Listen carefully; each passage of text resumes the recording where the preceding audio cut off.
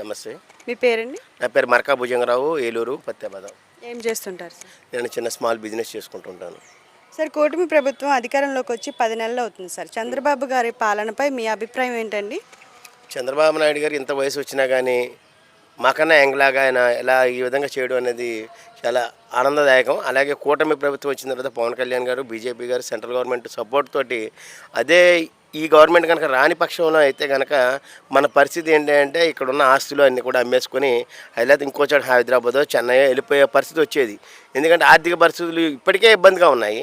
కూటమి ప్రభుత్వం వచ్చి 10 నెలలు అయినా కానీ ఆర్థిక పరిస్థితుల పరిస్థితి ఏ రకంగానూ కొద్దిగా ఫ్యామిలీ పరంగా మార్పులు అనేవి, మనీ సర్క్యులేషన్ అనేది కొద్దిగా తక్కువగానే ఉంది. అదే ఈ గవర్నమెంట్ కూడా రాకుండా ఉండేది. అసలు మనీ సర్క్యులేషన్ కాదు కదా, అసలు పరిస్థితులే కూడా దారుణమైన పరిస్థితులు ఉన్నాయి. ఈ ఆర్థిక ఇబ్బందులు వచ్చి ఇక్కడ ఉన్న ఆస్తులను కూడా అమ్ముకొని వేరే చోటకి బతుకుదేరు కోసం వేరే చోటకి వెళ్ళాల్సి వచ్చే పరిస్థితి వచ్చేది. వైసీపీ వాళ్ళు చంద్రబాబు పాలనలో వ్యతిరేకత వచ్చింది అంటున్నారు సార్, ఎంతవరకు నిజమంటారు? ఏమండి, జనరల్గా పార్టీ ఫాలోయింగ్ ఉన్న వాళ్ళు అలాగే చెప్తూ ఉంటారు. కానీ వ్యతిరేకత అనేది వాళ్ళు ఎక్స్పెక్ట్ చేస్తున్నారు. కానీ అంటే జనాలు ఊహించినంత ఇదిగా చేస్తున్నారా అంటే చేయడానికి ట్రై చేస్తూ ఉన్నారు. అది ఎంత అనేది, అది 100%, 90% అనేది జనాలు వేరియేషన్. జనరల్ ఇప్పుడు మనకున్న పరిస్థితుల్లో అయితే మనం 100కి 80 మార్క్స్ అనేది కంపల్సరీ చంద్రబాబు నాయుడు గారి కూటమికి 100% ఇవ్వాలి. ఎందుకంటే ఆర్థిక పరిస్థితులు ఇబ్బందుల్లో ఉన్నప్పటికీ కూడా మనల్ని అంటూ నిలబెట్టి మన ఆంధ్రప్రదేశ్ అనేది ఒక స్టేట్ అనేది ఒక ఎన్వైరన్మెంట్ మార్పు అనేది జరుగుతుంది అని అంటే చంద్రబాబు నాయుడు గారి కూటమి ప్రభుత్వం రావడం వల్లే ఈ మార్పు అనేది జరుగుతుంది. 3 ఏళ్ళు కళ్ళు మూసుకోండి, నెక్స్ట్ వచ్చేది మన ప్రభుత్వమే అని జగన్ గారు చేస్తున్న వ్యాఖ్యల్లో నిజమెంత ఉందంటారు? అది 100% రాంగ్. వాళ్ళు ఏదో ఊహించుకుంటున్నారు, మేమేమో పథకాలు ఇచ్చాము, అవి ఇచ్చాము, ఇవి ఇచ్చామని. అయితే పథకాలు ఇచ్చి ఉండొచ్చు. అప్పుడున్న పరిస్థితికి ఇప్పుడున్న పరిస్థితికి పథకాలు తక్కువ అయితే ఉండొచ్చు. కానీ ఆర్థికంగా మనం ఎవరైనా ఏ కుటుంబం అయినా సరే ఆర్థికంగా నిలబడేవాడే మనగాడు.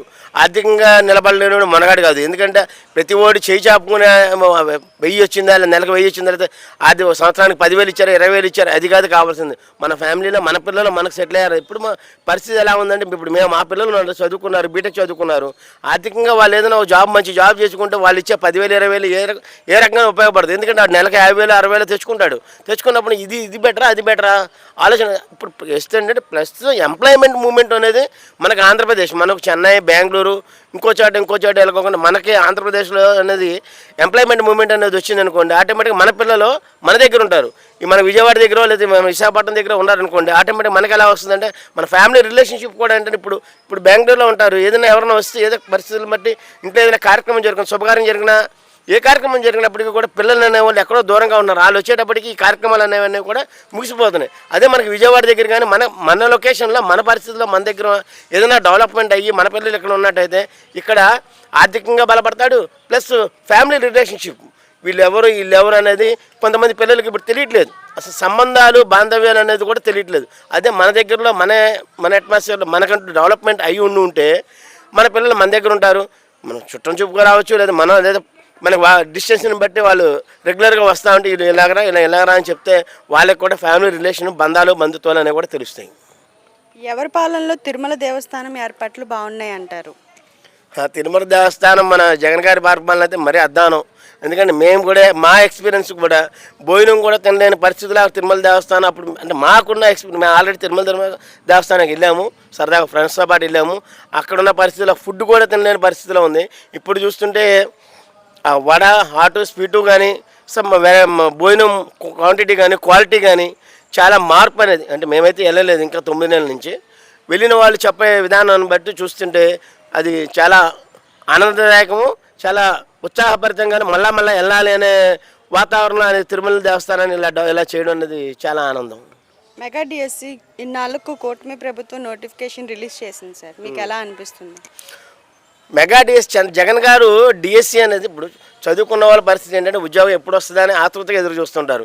మెగా డిఎస్సి జగన్ గారు ఎప్పుడో ఇస్తా అన్నాడు. ఫస్ట్ ఆయన ఎలక్షన్ క్యాంపెయిన్లో కానీ ఏదన్నా కానీ నేను అన్నది భారీ మెగా చెప్పేసి నేను ఇన్ని వేల పోస్టులు తీస్తానన్నాడు. కానీ ఆయన మరి ఆయన యొక్క పరిపాలనా విధానంలో ఆయనకి ఎందుకని అలా ఈ డిఎస్సి తీయాలని కానీ, మెగా డిఎస్సి తీయాలని కానీ, ఉద్యోగాలు ఇవ్వాలని కానీ ఆయన ఆలోచన విధానం లేకుండా ఓన్లీ పథకాలు పంచిపెట్టడం వల్ల ఆర్థిక పరిస్థితులు ఇబ్బంది పడ్డాను తప్పితే పంచిపెట్టడం వల్ల మాకు వచ్చిన వేరే మా లాభం అంటూ ఏం కనపడలేదు. ఈ మెగా డిఎస్సి తీయడం వల్ల ఎంతమంది పిల్లలు ఇప్పటికీ పెళ్ళిళ్ళు ఇవ్వకుండా పాపం ఏదో జాబ్ వస్తుంది, జాబ్ వచ్చాక చేసుకుందాము, ఏదైనా ఎవరి పరిస్థితుల్లోనే ఆడపిల్లని ఇవ్వాలి అనుకుంటే ఏం చూస్తారు? ఫస్ట్ ఆ కుర్రోడు సెటిల్ అయ్యాడా లేదా, కుర్రోడు ఆర్థికంగా పర్వాలేదా, మనం ఇచ్చే మన పిల్లని జాగ్రత్తగా చూసుకోగలరా, సమ్ పోషణ విధానం కనుక జాగ్రత్తగా చేసుకోగలరా అని చూస్తాడు. కానీ ఇతనే పరిస్థితుల్లో ఇప్పుడు 10,000కి 15,000కి పనిచేసి వీడు ఇంటద్దె కట్టుకొని మెయింటైన్ చేసుకోవాలంటే ఎంత పరిస్థితి ఉంటుంది? ఇలా మెగా డిఎస్సి తీయడం అనేది కూటమి ప్రభుత్వం ఇంకా ఇప్పుడు ఆల్రెడీ 16,000 చిల్లర తీస్తున్నారు. ఇంకేదైనా అవకాశం ఉంటే ఇంకొద్ది కూడా వేరే పోస్టులు కూడా తీస్తే పిల్లల యొక్క డెవలప్మెంట్ మూమెంట్ కనుక ఈ గవర్నమెంట్ కనుక క్రియేట్ చేయగలిగితే నెక్స్ట్ జగన్ గారు అనే ఆలోచన విధానం అనేది మర్చిపోతారు జనాలు అనే విషయం మాత్రం చెప్పగలను. 2029కి వైఎస్ జగన్ నేనే ముఖ్యమంత్రి అంటున్నాడు. జగన్ ఈసారి గెలుస్తాడంటారా? సార్ లాస్ట్ టైం 40% ఓటింగ్ వచ్చింది, కానీ ఆయన పరిపాలన మరి జనాలు ఎంతమంది మెచ్చుకున్నారంటే 40% వచ్చింది. కాబట్టి మనం ఏదైనా ప్రజా తీర్పుని గౌరవించాలి.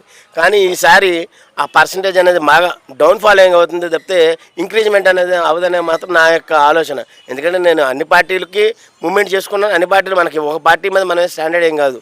మనకి ఏది బాగుంది, ఇది బాగు చేస్తున్నాడంటే ఆ బాగున్న పార్టీకి మనం ఓటేయడం మన ధర్మం. కామన్ పీపుల్ కదా, ఏదో పార్టీ ఫిక్స్ అయిపోయి ఆ పార్టీ ఈ పార్టీ బాగుంటుంది అనేది పిల్లలకి ఆర్థికంగా ఇబ్బందులు. ఇప్పుడు ఉన్న పాత పరిస్థితుల్లో ఒక జగన్ గారు ఒక ఇండస్ట్రీ కానీ ఒక ఇది కానీ ఏదైనా చెప్పుకోదగ్గ వాతావరణం ఏదైనా క్రియేట్ చేశారా? క్రియేట్ చేయలేనప్పుడు ఇప్పుడు ఆ పిల్లలున్న పేరెంట్స్ ఓటు ఎలా వేయగలుగుతారు? డబ్బులు ఇచ్చేస్తే సరిపోతుందా? డబ్బులు ఇచ్చేస్తే ఎక్కడ డబ్బులు? మళ్ళీ దాని పరిస్థితిని మళ్ళీ మనకు పన్ను ద్వారా తీసుకోవాల్సింది తప్పితే ఆయన జేబులో ఇవ్వడు కదా. కరెంట్ ఛార్జీలు పెరిగాయి అంటూ వైసీపీ వాళ్ళు మాట్లాడుతున్నారు సార్, నిజంగా పెరిగాయి అంటారా? కరెంట్ ఛార్జీలు నార్మల్ కరెంట్ ఛార్జీలే వస్తున్నాయి. అది ఇప్పుడు ఏదో అంటే నేను పర్టికులర్గా అబ్జర్వేషన్ చేయలేదు. కింద ఏమన్నా యాడింగ్లు కానీ ఏదో జరుగుతున్నాయని చెప్పేసి మామూలు ఈ రూల్స్లోనే చూస్తున్నాను.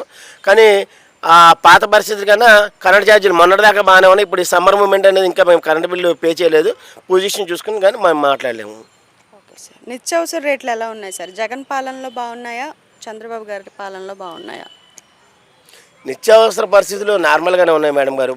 అంత హైప్గా ఏం మూమెంట్ ఏం లేదు. నార్మల్గా ఇప్పుడు ఏదైనా చంద్రబాబు నాయుడు గారు ఒక వేలో పరిపాలన విధానం ఉంటుంది. ఆ ప్రతిదీని కూడా తన యొక్క ఆధీనంలో పరిపాలన చేసే విధానంగా ఆయన చూసుకుంటాడు. దాని కింద మానిటరింగ్ చేసుకుంటాడు.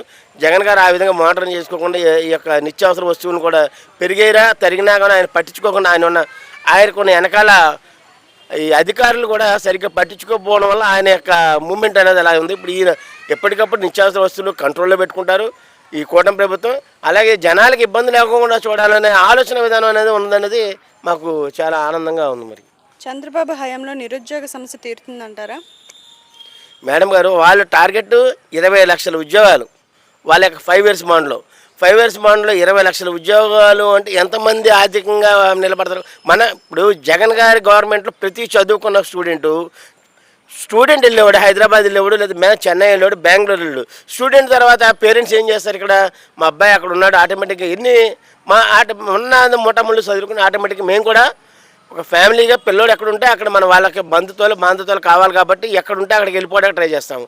పిల్లోళ్ళు చదువుకునే ఎక్కడెక్కడ ఇప్పుడు ప్రైవేట్ జాబ్ అయినా కావండి, ఏ జాబ్ అయినా కానీ పిల్లోడు ఎక్కడో ఉన్నాడనే ఉద్దేశం మీద మనం కూడా మూటముళ్ళు చదువుకుని వెళ్ళిపోతే ఇప్పుడున్న పరిస్థితి ఏంటంటే 20 లక్షల జాబులు తీయడం అంటే ఎంతమంది కుటుంబాలు మళ్ళీ వెనక్కి బ్యాక్ డ్రాప్ అవుతాయి, ఎంతమంది కుటుంబాలు ఇక్కడ నిలబడతాయి, ఎంతమంది పాపులేషన్ పెరుగుద్ది? పాపులేషన్ పెరిగితే స్టేట్ ఏ విధంగా మూవ్మెంట్ అవుతుంది?